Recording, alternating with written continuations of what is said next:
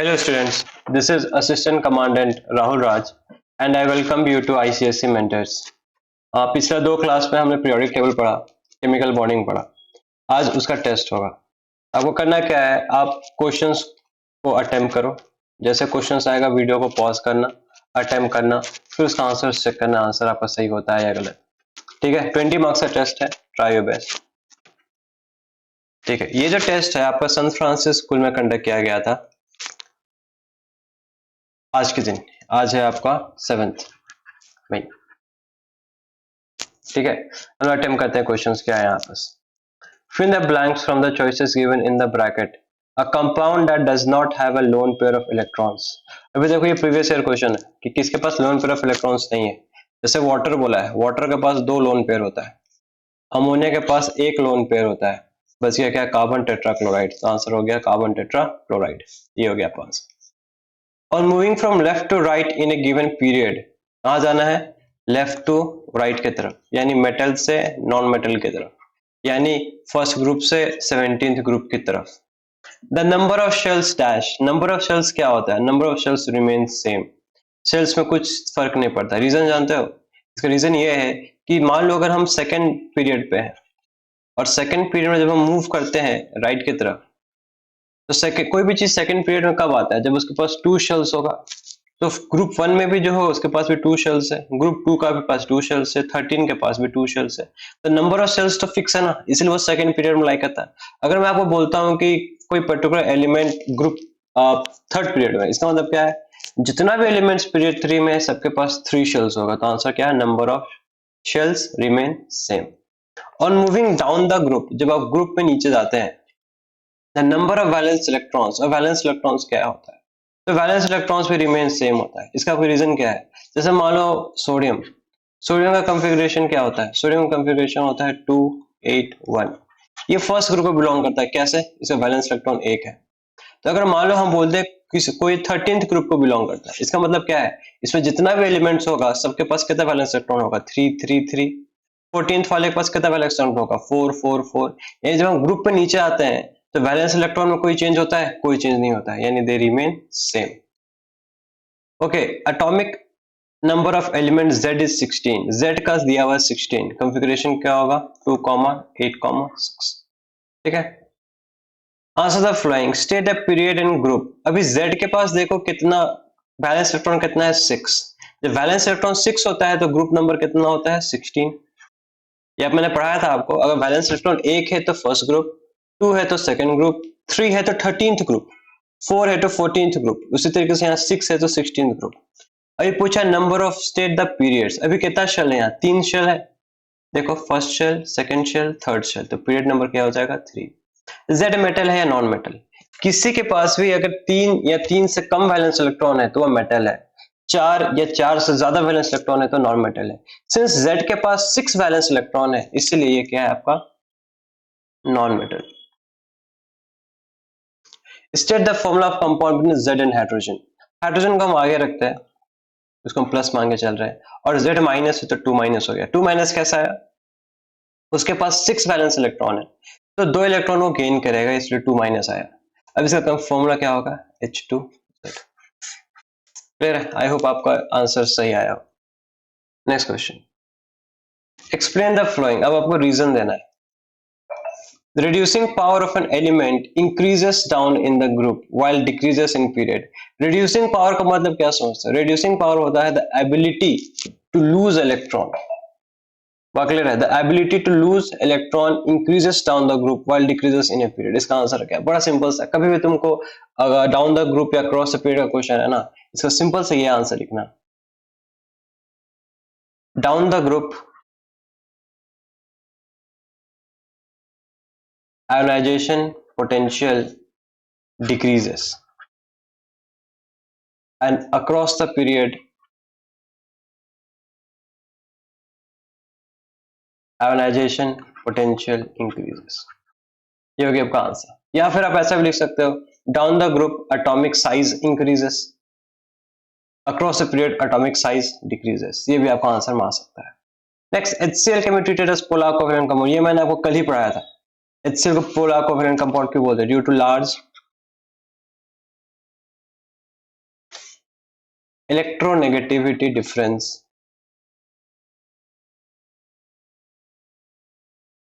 between hydrogen and chlorine, they develop partial positive and negative charges. I hope clear है. Name the charge particle which attract one another to form electrovalent compounds. अब electrovalent compounds बनता किसके बीच? Ions के बीच बनता है ना. अभी आपको चार्ज पार्टिकल्स का नाम पूछा है तो आंसर क्या है? Cations and anions. Okay. In the formation of magnesium chloride, name the substance oxidized and the substance which is reduced. Magnesium chloride होता क्या है? Mg और क्लोरीन, है ना. Mg अपने इलेक्ट्रॉन इसको दे रहा है, तो जो अपना इलेक्ट्रॉन लूज करता है उसको हम लोग क्या बोलते हैं? ऑक्सीडेशन. इसका मतलब मैग्नीशियम क्या हो रहा है? ऑक्सीडाइज हो रहा है. और रिड्यूस कौन हो रहा है? क्लोरीन. ऑक्सीडेशन क्या होता है? Loss of electrons. ठीक है, तो मैग्नीशियम होता है इलेक्ट्रॉन्स को लूज कर रहा है ना, तो वो ऑक्सीडाइज हो रहा है. और रिडक्शन क्या होता है? Gain of electrons. क्लोरीन उसी एटम इलेक्ट्रॉन को गेन कर रहा है, तो उसमें क्या हो रहा है? Reduction. So chlorine is getting reduced. State one word or a scientific term for the following. A bond formed by a shared pair of electrons. अभी शेड सुनते ही आंसर में कोवेलेंट कोऑर्डिनेट दोनों होगा. With both electron coming from the same atom. ये भी previous year question मैंने कल ही आपको कराया था. इसका आंसर क्या होगा? Coordinate bond. अगर दोनों शेयर करें तो कोवेलेंट, सिर्फ एक शेयर करे तो coordinate. Formation of ions from molecules, ये भी प्रीवियस ईयर क्वेश्चन है, ये भी मैंने आपको कल ही करवाया था. इसका क्या था answer? Ionisation. Amount of energy required, देखो ये भी प्रीवियस ईयर क्वेश्चन से ही ना है. जहां मैंने कल बोला था, जहां रिक्वायर्ड वर्ड आए आपको सिर्फ एक चीज लिखना है, वो क्या है? Ionization potential.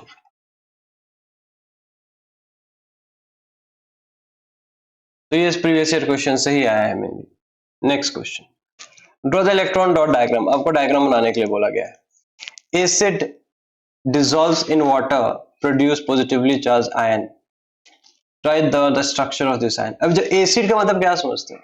एसिड का मतलब समझते हैं H प्लस आयंस. उसको किस पर डिसॉल्व करें? वाटर में. तो क्या बन रहा है? H3O plus. तो इनडायरेक्टली आपसे क्या पूछा जा रहा है? इनडायरेक्टली आपसे पूछा जा रहा है हाइड्रोनियम आयन का स्ट्रक्चर बनाने के लिए. कल मैंने बताया था आपको कि पहले आप वाटर बनाओ, ये एक हाइड्रोजन, ये दूसरा हाइड्रोजन, ये वाटर बन गया.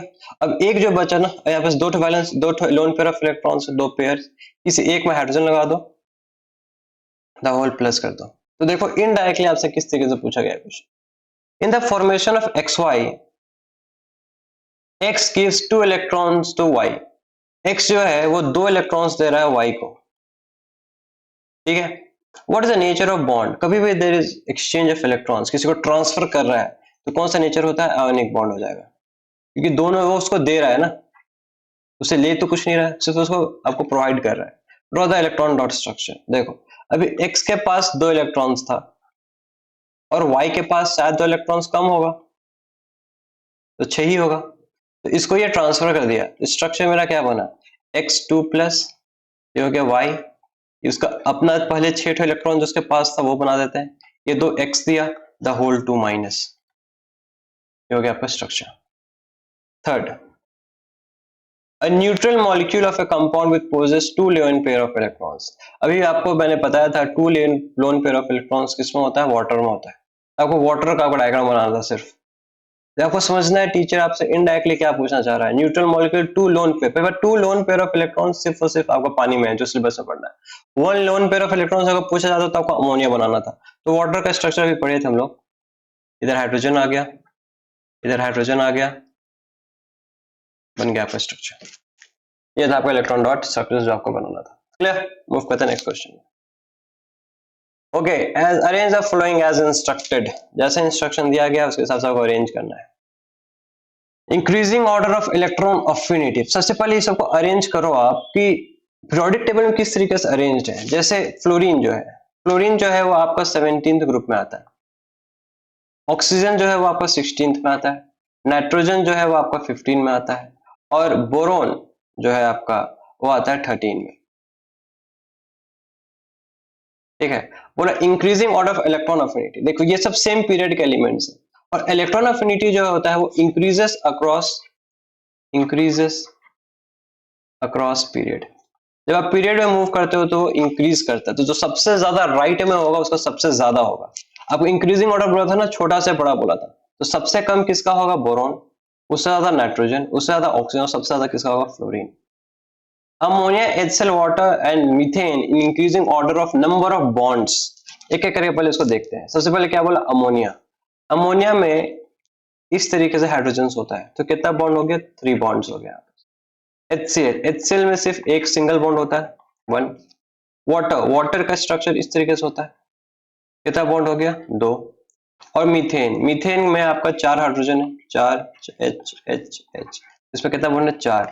डिक्रीजिंग ऑर्डर, तो सबसे ज्यादा 4 किस में है? मीथेन में, तो सबसे ज्यादा मीथेन में हो गया। मीथेन से कम किस में है? अमोनिया में है, उसके पास 3 है। अमोनिया से कम किससे है? वाटर में। और वाटर से भी कम किस में? HCl में।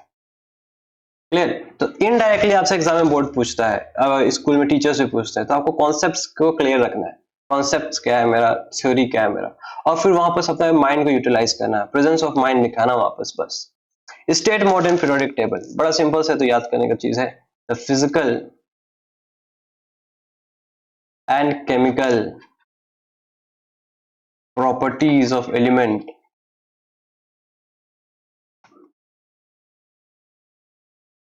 आर पीरियोडिक फंक्शन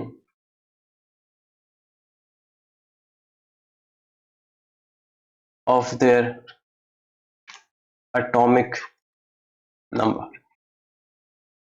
हो गया आपका modern periodic table. Name the compound which is compose of all the 3 kind of bond. देखो मैंने कल आपको बहुत बार बोला था कि ये जरूर आएगा, जरूर आएगा, जरूर आएगा, और ये एग्जाम में आ भी गया। आंसर क्या है? Ammonium chloride. अमोनियम क्लोराइड मैंने आपको बोला ही था कल, ये हर एग्जाम में ये पूछता है कि किसके पास तीनों बॉन्ड है। कल मैंने एक्सप्लेन भी किया था उसको, ठीक है? तो आप चाहो तो प्रीवियस वीडियो केमिकल बॉन्डिंग के चेक कर सकते हो, कैसे मैंने इसका एक्सप्लेनेशन दिया था। नेक्स्ट क्वेश्चन मूव करते हैं। ओके, तो हो गया 20 मार्क्स का टेस्ट। तो ये आपका क्वेश्चन था। आई होप आपको अच्छा स्कोर आया होगा। अगर नहीं आया है तो आप प्रीवियस वीडियोस देखिए, पढ़िए, और फिर से आइए, फिर से अटेम्प्ट कीजिए। तब तक के लिए मिलते किसी और वीडियो में किसी नए टॉपिक के साथ। गुड बाय, जय हिंद।